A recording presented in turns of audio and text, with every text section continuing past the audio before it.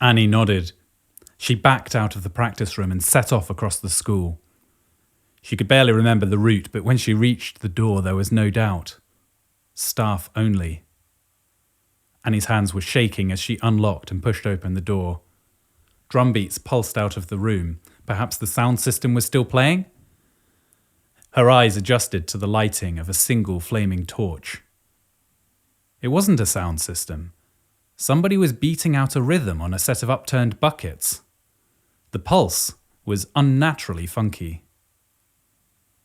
Annie was frozen in place.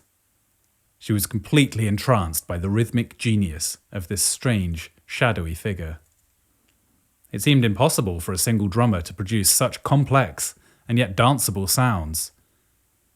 And there it was, the CCTV camera, clearly an ancient model which could eject a tape from the side. Annie moved towards it like a panther. The drumming figure was facing away. As she moved a chair across to reach up to the camera, the drumming pattern simplified. The noise reduced to a whisper. The drummer was dressed in a blue jumpsuit. She played a fast, low pattern. It sounded like a roar. The torch pulsed. "It's not been your day," said the drummer. Annie froze, her arm aloft. The drummer was clearly female in figure, but spoke with a deep resonance. No, Annie replied. She popped out the CCTV tape and hid it behind her back. "You need a drummer." It wasn't a question. "You need a drummer to stand in for your dad at the school concert." Annie's eyes were wide. How did you know? "Very well, I will do it." The drumming stopped. "I missed my own chance to perform.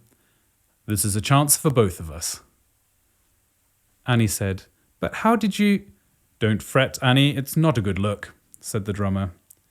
She stood up and turned round. Annie blinked. The drummer was the caretaker who cleaned up the maths classroom. "Jane!" said Annie. Jane gave a curtsy and picked up a flat peak.